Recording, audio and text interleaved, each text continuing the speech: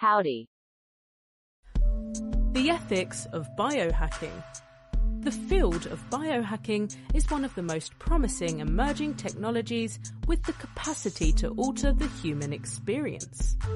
Few other technologies have the same potential to be as transformational as biohacking. Sadly, there is a risk that biohacking could be used to unfairly manipulate people or control populations.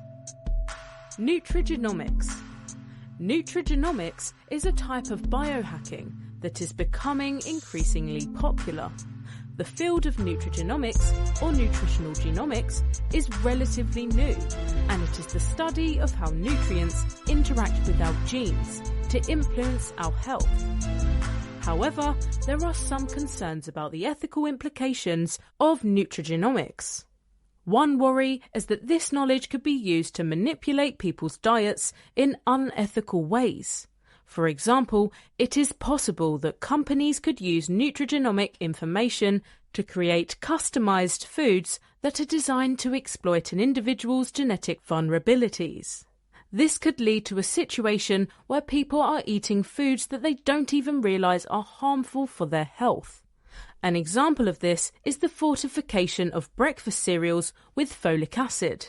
This is beneficial for some members of the population.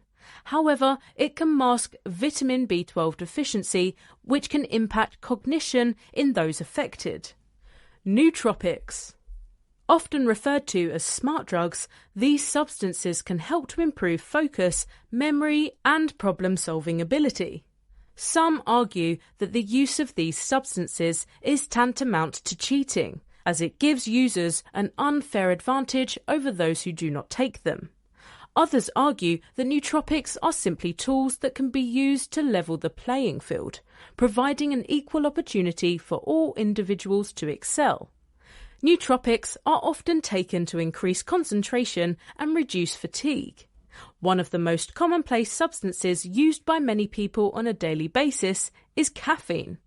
A good strong cup of joe is often used by the general public to keep them going when they are at work or even at play. However, when nootropics are taken by students to increase cognition and performance, it could be argued that they then have an unfair advantage over their peers. You are probably aware that medical professionals work long hours, often without a break. These people are caring for us, yet often work double shifts or carry out surgery that lasts for 8 or more hours. Surgery that saves lives of the patient being operated on. Yet, do we ever consider how that doctor manages to concentrate or perform such complex surgery for such a long time? Many medical personnel rely on nootropics to maintain focus, ward off fatigue, and prevent them from making poor or impulsive decisions. Is this ethical if it is ultimately for the benefit of others?